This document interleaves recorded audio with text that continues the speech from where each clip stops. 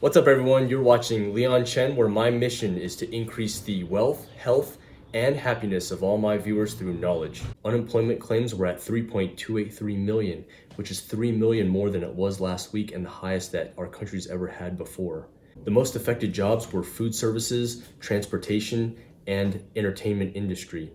Is your job safe? We will get back on our feet. There's no doubt about that. But the world is changing at an even more rapid pace than it was even before. Every company is struggling to survive in this environment, and they are trying to cut costs, whether that's by telecommuting or by utilizing automation to replace jobs. There was this piece that I read about the New York Stock Exchange workers, those traders on the floor. They've been there for about a century, but with this social distancing, they sent them all home, and they realized they don't even need them. So why do we even have them in the first place?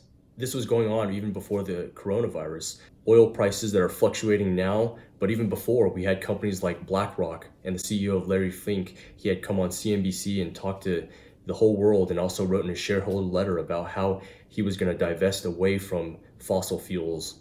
There's been an amalgam of companies that have made a pledge to reduce carbon emissions. Microsoft has made a pledge to be not just carbon neutral, but carbon negative, meaning they'll replace every single bit of carbon that they've ever produced since the inception of the company. Even companies like British Petroleum, which is an oil company, has decided to become carbon neutral. You might jokingly say, well, I can always be an Uber driver. Well, are you so sure about that? Level 5 autonomous driving is coming soon. Even as a doctor, there's a report by Stanford University that artificial intelligence will replace even physician jobs as a radiologist. This is an algorithm called ChexNet that's trained to do the exact same task. And this is how it performed against 6 doctors analyzing 50 chest x-rays for pneumonia in a recent test at Stanford.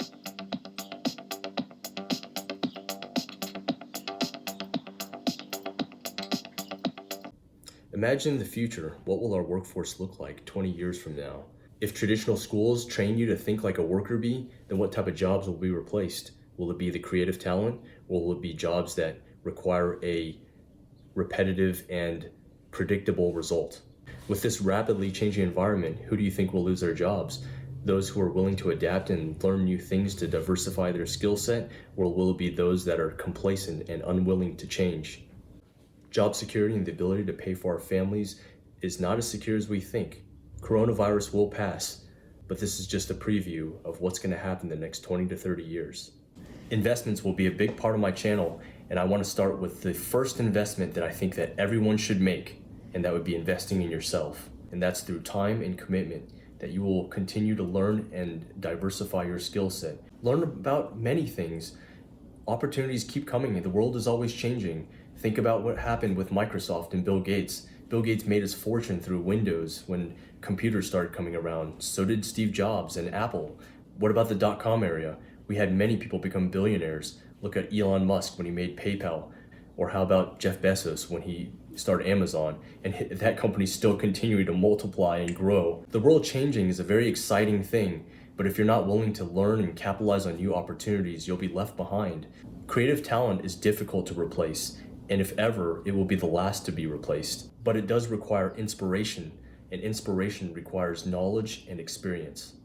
What sort of things do you look for in people or in processes that make the workforce better? Sure. Well, I think the massive thing that can be done is to make sure your incentive structure is such that innovation is rewarded and lack of innovation is punished. So for that, I have 3 sources of reliable information for you. The first is YouTube. YouTube has a wealth of information to learn whatever you want to learn, from financial literacy to DIY home projects, or even to cooking, like my channel. So number 2, we have audiobooks and podcasts. The great thing that I love about these is that you can always just put them in your ears, and then you listen to it while you commute to work or while you work out. I also encourage you to work out. So if you say I'm going to work out 1 hour a day, that means 1 hour of learning a day. Now I know at first it's going to be really difficult. It's going to be really challenging to try to concentrate on what someone is saying and also trying to do your tricep pull downs and your squats. But over time, it is a skill. You take some time to do it every day, and I'll go into this a little bit more in just a little bit. But if you keep training it, it becomes natural over time. You're gonna be really good at it. I just wanna give you a personal example. So in residency, we have in-training exams. Last year, I scored maybe a little bit above average. Then this year, after listening to podcasts, I increased my score way higher than I ever expected. All I did was just listen to podcasts while I worked out, and I didn't even work out every day. We're gonna move on to the third source of information, and that's through reading books. Yes, reading books. In order to make really good original content for my videos, I'm also going to books as well so that I can create the most value for every single one of you guys, and also teaching financial literacy as well. Okay, I know what you're thinking. Oh my god, this guy's telling me to read books? Come on. Just hear me out, okay? The reason why it's challenging to read sometimes is because society has made other avenues of learning with stronger stimuli much more abundant, so it's hard to really concentrate when you go back to having to read books. Just let me explain. The whole body functions through receptors and signals. Let's say, for example, you have a cell.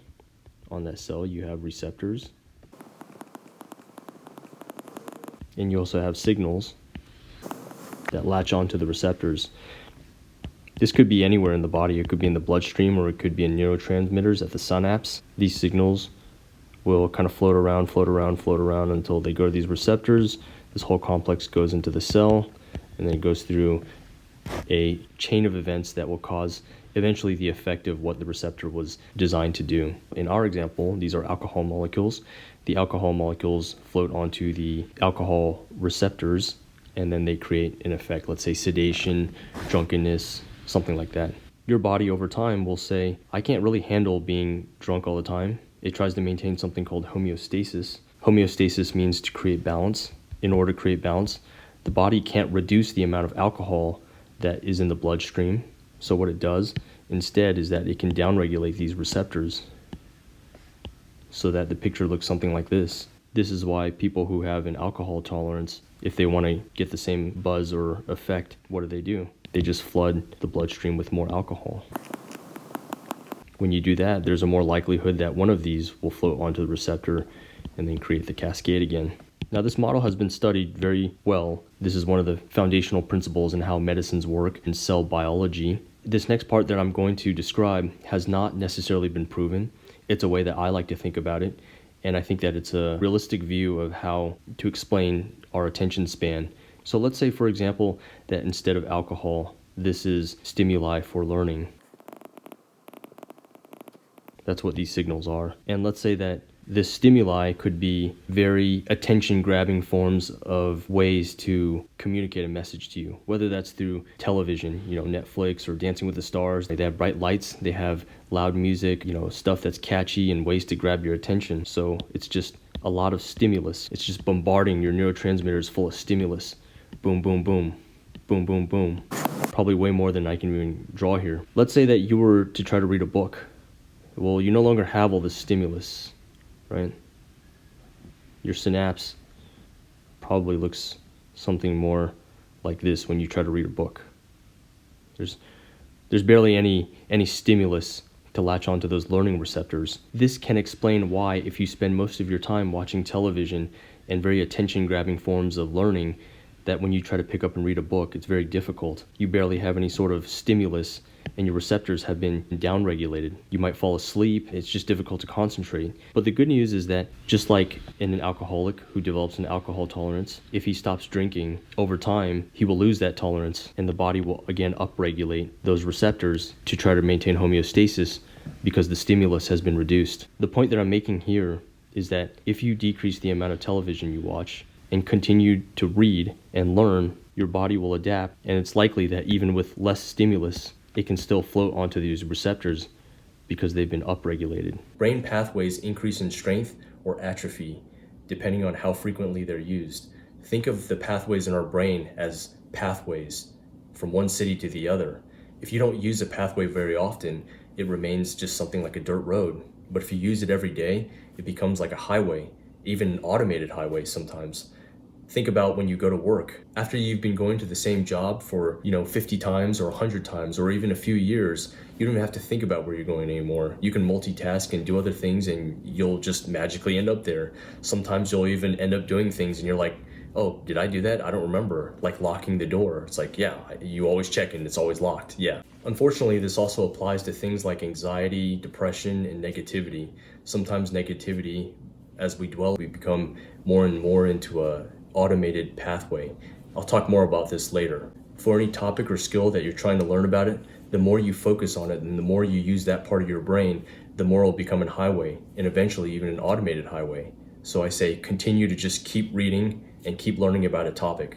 As if focusing on a book wasn't hard enough, you also get distracted. Sometimes you're just trying to read and then you just get these distractions, this thought, that thought, this thought. Think of our brain as a big jumble of wires and electrical discharges go off just like that and you can't control them sometimes. It's normal. But I do have a solution for that. Some of you might already be doing this and some of you might not be, but for those of you who aren't, meditation. Of course, for those of you that do meditate know what is it all about. The more that you meditate, the more you can control those thoughts from wandering off. Think of it like a pool of water. Each thought is like a ripple, and just even one little thought creates a huge ripple. Over time, as you practice, you're able to control that body of water until there's not a single ripple and it's just completely calm. So to recap, my solutions on how to get better at reading is stick with it. The more you read and the more you continue learning about a topic, the more you turn that dirt path into an automated highway. And the other thing, meditate. But make sure that you meditate daily and consistently. And as you do, you'll start to notice that thoughts that were once really intrusive are no longer there. I don't know how to describe it, but just do it if you don't believe me. It's almost magical. I would encourage you, start easy. Start with some easy stuff. I made the mistake of trying to read something like Securities Analysis by Benjamin Graham, but then when I started reading something like Rich Dad, Poor Dad, the way it's written and also the length of the book, it was way easier. So start with something simple and work your way up to something more challenging. The other piece of advice I'd like to give is that consistency is key here. No one's asking you to read a whole book in a day. Even reading just 10 pages, that's 5 turns of a page, 5 turns. If you do that every day for 3 months, that's almost 1,000 pages. You'll notice that as you start using these sources of information, let's say with audiobooks and podcasts, as you get better and better at listening, you become a better listener in general. I used to be a terrible listener, but after I started listening to podcasts, I've got like elf ears now. The same thing with reading. Maybe it was really challenging to read things, but you'll notice that as you read more and more, maybe you're at work and you're required to read this manual, you'll fly through it in like 2 seconds and you're like, wow, I read that way faster than I thought. You might say, but Leon, I have no time. We can always make time. Ask yourself, how much time do you spend watching TV? Is Dances with the Stars really that entertaining? How about The Bachelor? Or Netflix, Disney, playing video games, watching sports?